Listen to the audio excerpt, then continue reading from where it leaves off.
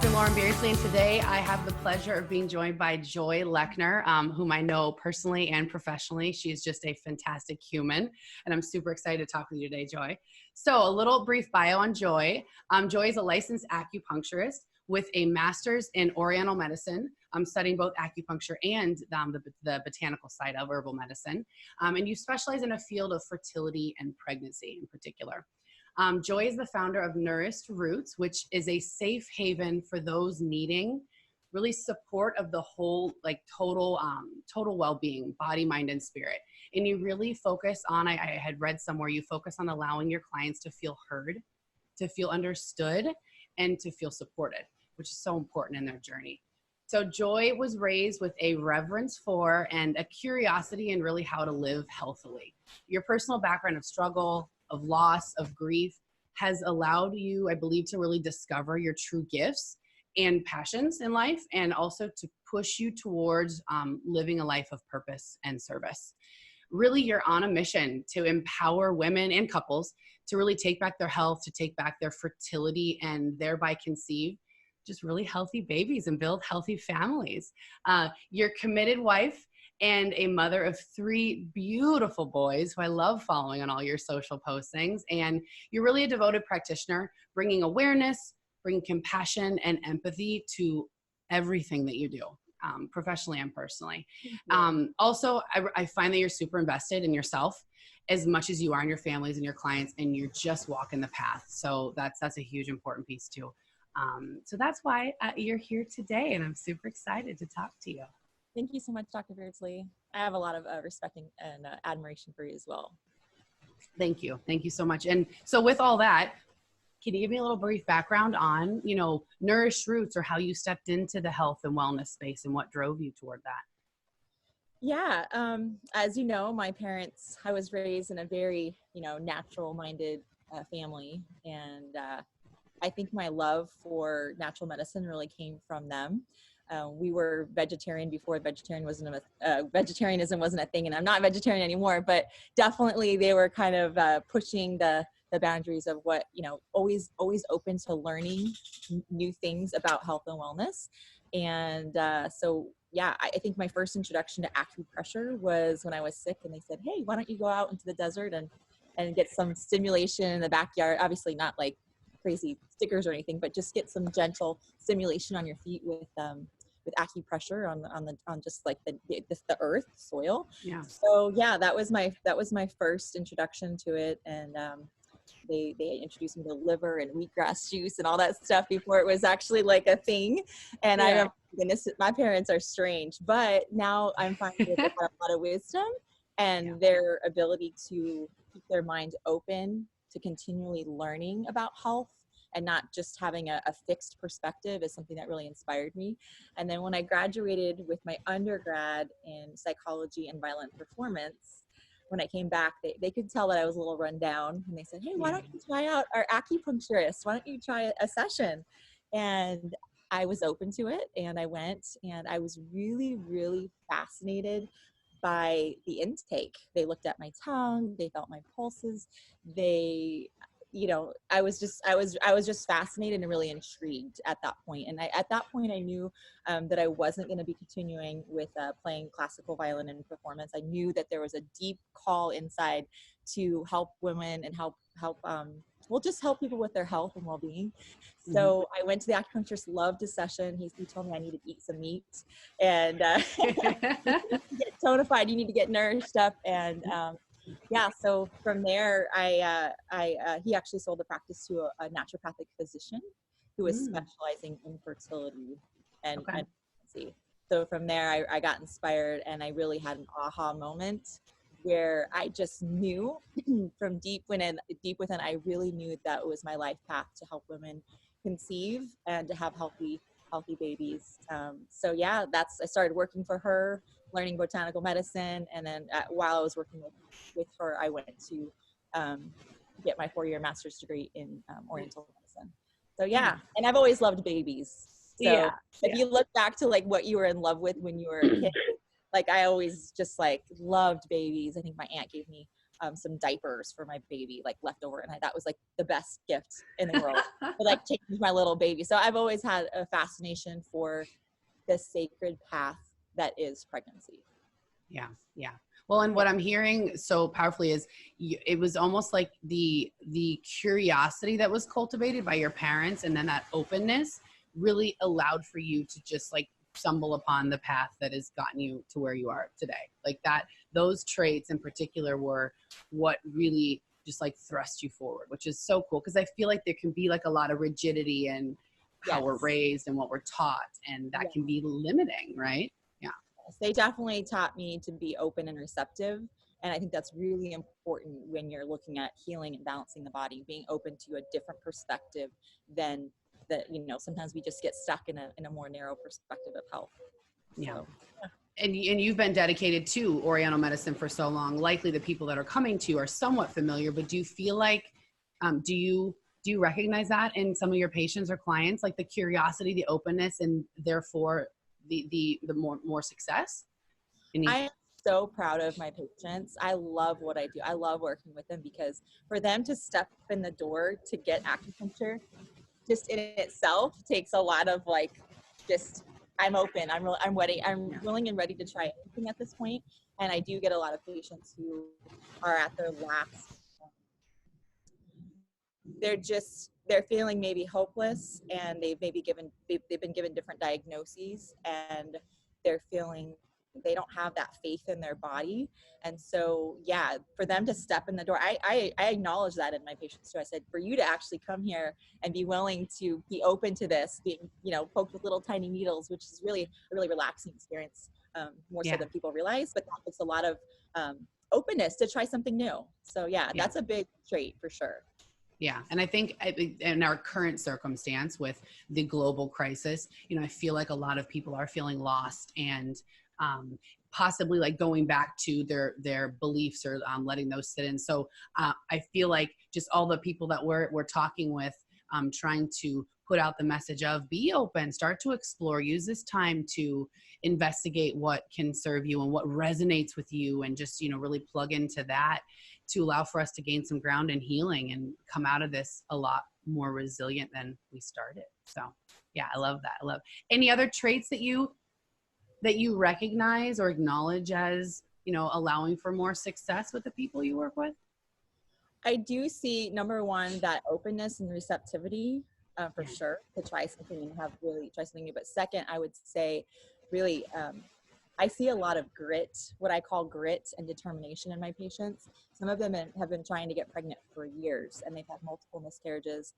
Maybe they've even tried assisted reproductive technologies and it hasn't worked out for them, and they still go on to get pregnant and have healthy pregnancies. So I would say the grit and determination that after cycle, when they feel let down and there's a grief process that happens, when you want something so badly. And so I would say grit and determination and patience. It takes a good 90 days for the egg to be influenced as far as egg quality, from the time the little dormant follicle, then it goes on to express itself and be ovulated. So it really does take a foundation of 90 days. And so it's not a quick fix. And so a lot of what I do is educating women that this is going to be a process. And so I would say patience. I see so much amazing. I'm so proud of my patients. Yeah, they put in it's really them. They put in all the work and the effort, and so I would say patience for sure.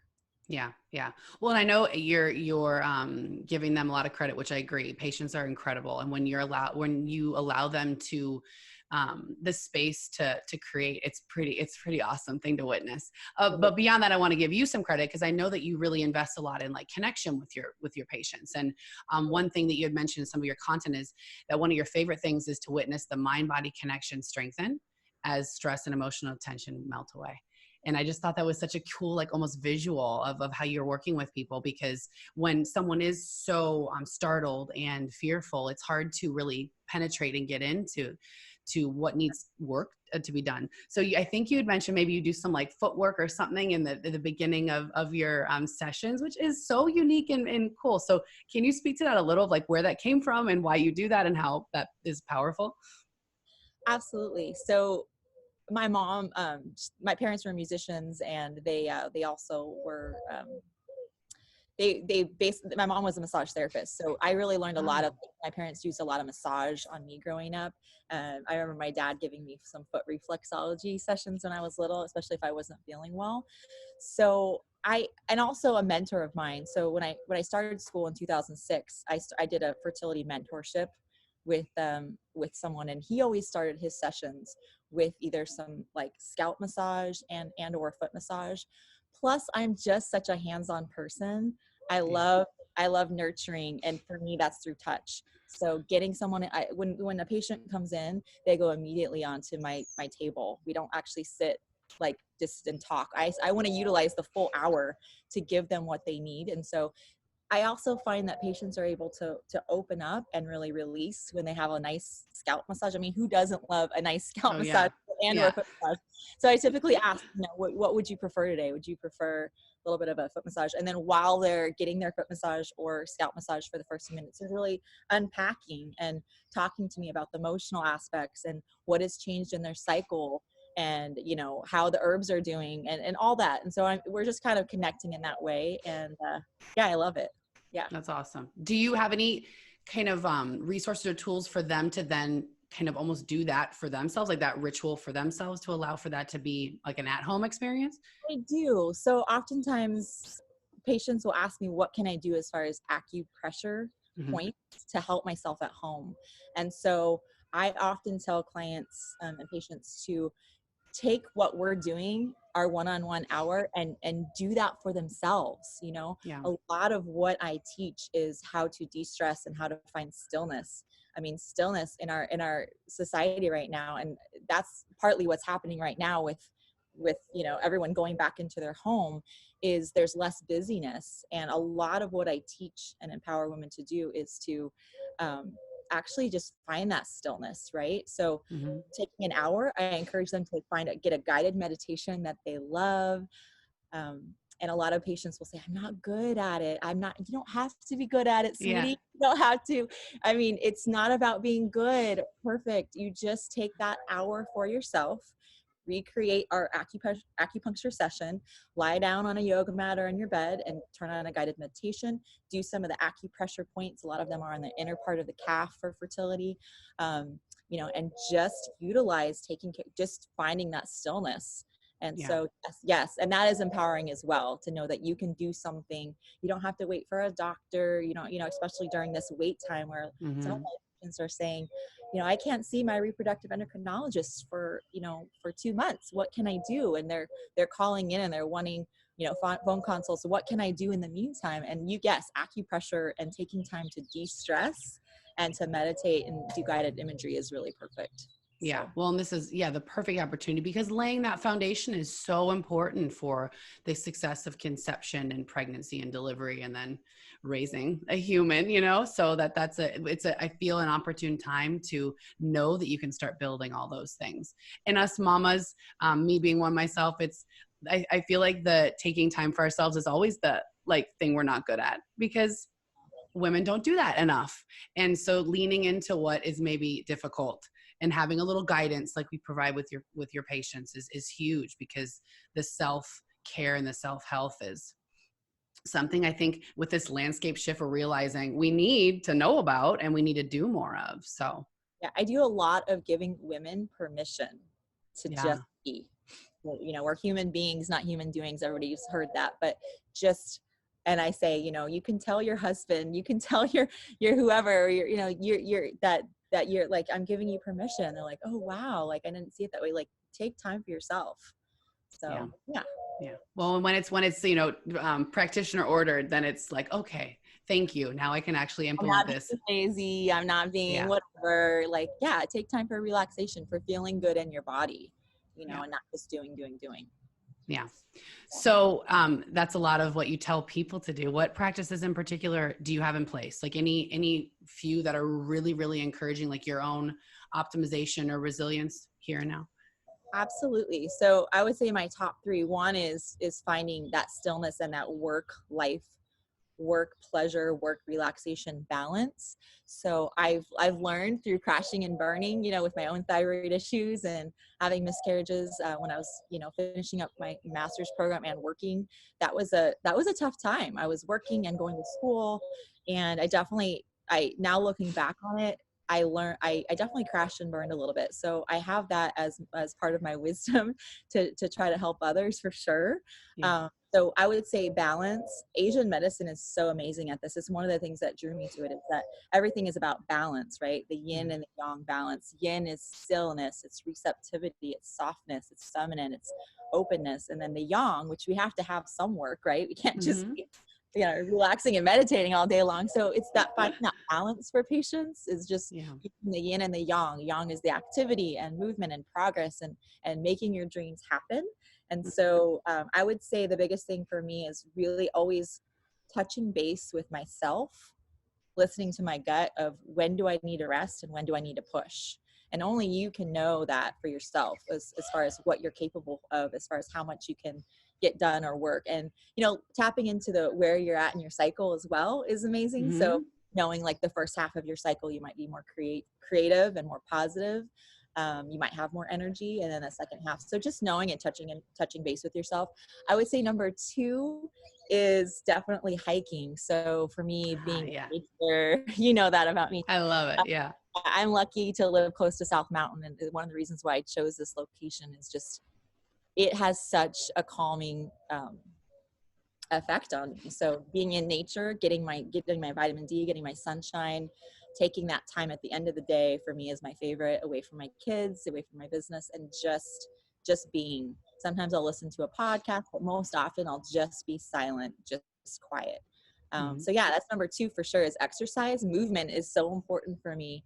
And in Asian medicine, we see it as, you know, we have a joke in our family about stuck chi, you know, like my Yeah. husband loves to make that joke about stuck chi. So, yeah, you want to keep your chi and your energy moving. And as far as emotions go, in Asian medicine, we see one of the causes of disease can be emotional, like being stuck, right? Not Mm-hmm. processing and moving through emotions. And oftentimes in Western medicine, we don't necessarily look at it that way. We see it as something separate. Like you need that's something that you would go to a psychologist for, something that's separate from your whatever is going on in your body. So it's important to move emotions through your body through movement. So if that's dance, and in this time right now, when gyms are closed, you know, dance, move your body, you know, get out and hike, do whatever you can to move, because that's so important for your emotional health and well-being. And that is a huge part of health, is that emotional aspect. And it's something that I'm constantly myself working on and always touching base with, is keeping my energy moving. And then the third one I would say would be relationships. So like it's not a supplement that you need, you know.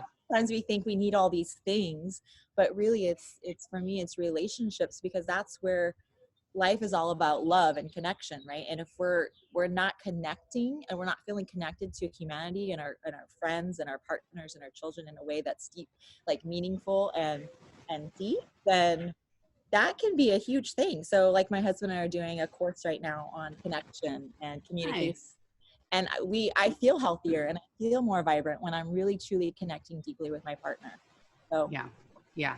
I know. I love the comment of the interconnectedness of like emotions and thoughts and physicality, because it really is all intertwined. And I feel like if you can give some nurturing to each aspect, it just echoes into like our entire being. So the courses, all of that stuff, finding ways to plug in to the different levels of ourself can really affect like our physical health.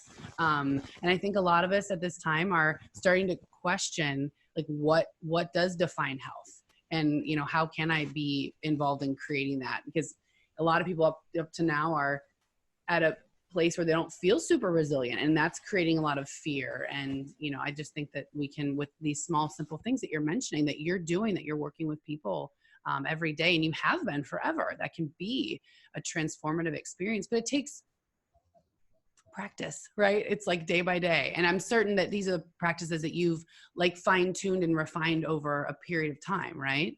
mm-hmm. for Yeah. sure. Yeah, they're things that you've been working on for years, and I have my own, and they change, they adjust. So as far as like our kind of project title, the Recreating Health, you know, creating something, not necessarily something from nothing, but just like redefining yourself. Do you have any like, or what does that in particular mean to you? Any story behind that? No, I thought out of all of your questions, that was the most interesting for Yeah. sure. I loved your questions, by the way. And Good. Thank you. yeah, I love them. Yeah, I would say stillness.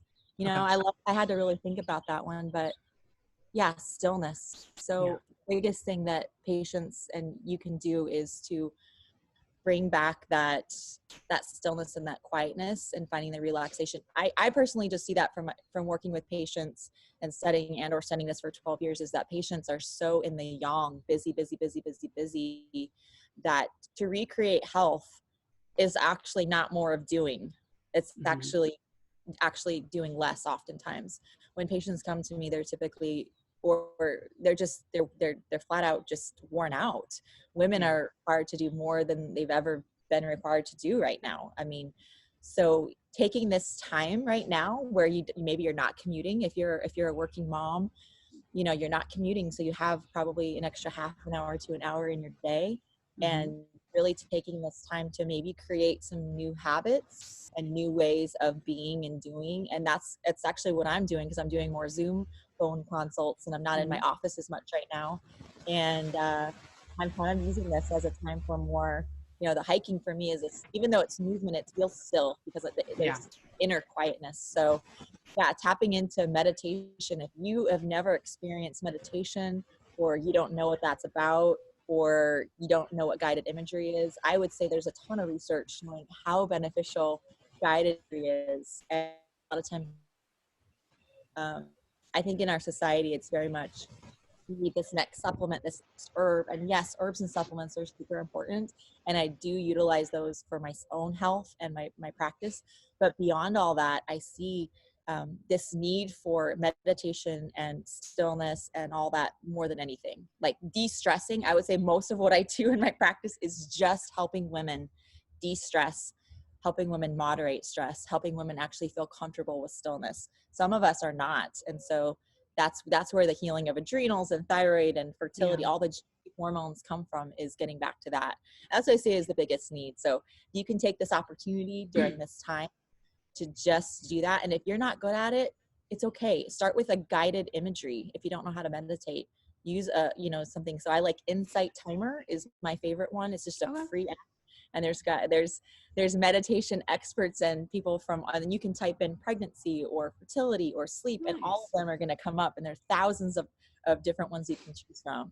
So yeah, that's a big one. I Stillness. love that. I love that. That's super unique as far as all those the experts I've talked with thus far. It's like I hear you saying almost, you know, start to search internally for some answers, tap into our intuition, just start to like feel what's inside of ourselves instead of searching for this external solution, right? It's within this pause, we have a lot of opportunity to do that. Yeah, get It's just hard to comfortable with take it. that. Yeah. Yeah, Yeah. Cause some that's not comfortable with uncomfortable. that.